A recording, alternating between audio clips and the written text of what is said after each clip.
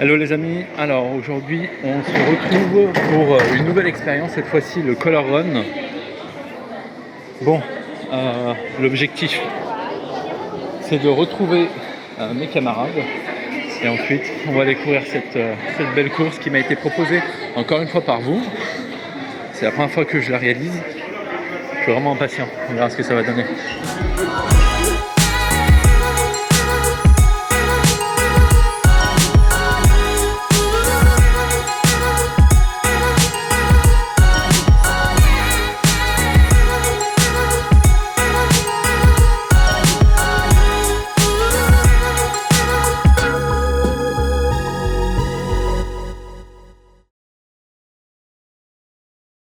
Alors, petite info, il faut savoir que le Color Run a été créé en 2012 aux États-Unis. C'est une course sur une distance de 5 km. On démarre à l'Hôtel de Ville de Paris en passant par les quais de Seine pour finir au Trocadéro. Alors, le principe est simple, c'est partager sa joie et sa bonne humeur avec des gens qui nous entourent, aussi bien des amis que des étrangers. On oublie pendant quelques heures nos différences et l'objectif c'est de réellement profiter. Donc on n'est pas là pour du chrono. La particularité de cette course c'est qu'à chaque kilomètre tu te reçois de la poudre colorée. Lorsqu'on fait des recherches on comprend que cette course a été inspirée par la fête nationale indienne, qu'on appelle la Holi, ou communément appelée aussi la fête des couleurs. Et en Inde c'est à la fois un sacre du printemps et la célébration de la fertilité. Et pendant ce sacre, les gens se jettent des pigments de couleur qui ont une signification bien précise. Alors le vert pour l'harmonie, le orange pour l'optimisme, le bleu pour la vitalité, le rouge pour l'amour et enfin le jaune pour la joie. Ah oui, et pour info, la poudre, tu la reçois forcément dans la bouche. Il faut juste savoir que c'est de la fécule de maïs. Maintenant, je vous laisse profiter du moment.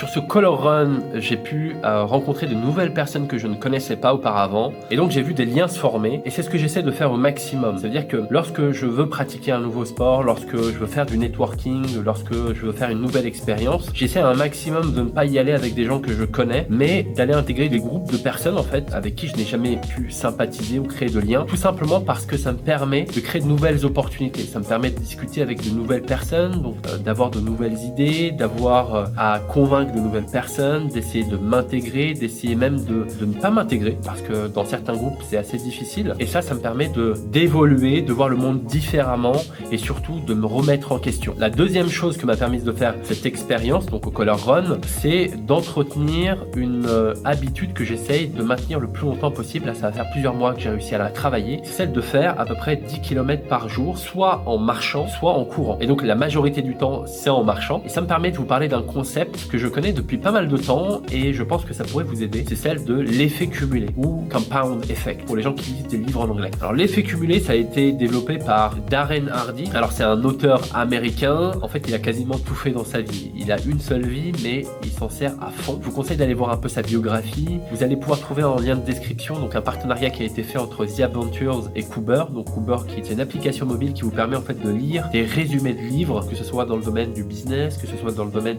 du développement personnel, très rapidement, efficacement et en plus à moindre coût. Donc n'hésitez pas à aller faire un petit tour. Alors comment vous expliquer ce concept d'effet cumulé? Alors je voulais vous donner une devinette. Si je vous demandais de choisir entre avoir une pièce magique de 1 centime qui double de valeur chaque jour pendant 31 jours ou bien choisir un chèque de 3 millions d'euros que vous pouvez encaisser tout de suite, qu'est-ce que vous choisiriez? Une personne normale choisirait logiquement un chèque de 3 millions d'euros qu'elle peut encaisser tout de suite. Mais il faut savoir une chose qui est très importante les amis, c'est que cette pièce qui double de valeur tous les jours pendant 31 jours, lorsqu'on fait le calcul, au bout du 31e jour, sa valeur est de 10 737 418 euros. Donc grosso modo 3 fois plus que le chèque de 3 millions d'euros. Donc c'est une représentation simplifiée de l'effet cumulé qui signifie que des petites choses mises bout à bout, avec de la persévérance et du temps, finissent par créer de grands changements. En réalité, lorsqu'on y réfléchit bien, le succès n'est pas le fruit d'un grand changement ou d'une grande décision qu'on a réalisée. En réalité, le succès, lorsqu'on y réfléchit bien, c'est du travail, c'est des petits choix, de simples choix au quotidien, mis bout à bout, avec de la récurrence et avec de la persévérance et du temps, qui finissent par créer ce changement radical qui peut apparaître comme un changement qui s'est constitué du jour au lendemain. Mais en réalité, lorsqu'on y réfléchit bien et lorsqu'on travaille sur des personnes qui ont pu faire de grandes choses dans la vie, on se rend compte que c'est pas le fruit du hasard et ce n'est même pas le fruit d'un changement radical du jour au lendemain. En réalité, c'est du temps et des choix microscopiques au quotidien. Je vais vous donner un petit exemple. Imaginons Sarah qui souhaite changer d'habitude et souhaite tout simplement lire 30 minutes par jour. Simplement 30 minutes, pas 1 heure, pas 1 heure et demie, pas 3 heures, 30 minutes par jour. Donc partons du principe qu'un livre de 300 pages, on puisse le lire en 5 heures. Quand on fait le calcul, pour lire un livre de cette taille, Sarah va mettre à peu près 10 jours. Lorsqu'on l'étale sur un mois, ça nous fait 3 livres par mois. Lorsqu'on le calcule sur un an, ça nous fait 36 livres par an. Vous savez combien de livres un Français en moyenne lit par an? 15 livres. En lisant 30 minutes par jour, Sarah, à la fin de l'année, a lu 2 fois plus de livres qu'un Français lambda. En sachant que 15 livres par an, je pense que 90% des gens ici lisent beaucoup moins de 15 livres par an. Donc au minimum, Sarah a lu 2 fois plus de livres. Donc imaginez sur 10 ans combien de livres Sarah a lu en plus que la moyenne générale française. En conclusion, par rapport à cet exemple, 30 minutes, ça paraît anodin, ça paraît futile, presque inutile, sans conséquences, mais au final, ça peut avoir de grandes conséquences. Il faut faire attention aux livres que l'on lit, tout simplement. Si on veut se spécialiser dans le business, lire des livres sur le business, sur la philosophie, sur le développement personnel. En réalité, on peut lire n'importe quel livre, il faut juste être conscient de ce que l'on lit et savoir que des petits choix peuvent avoir un grand impact.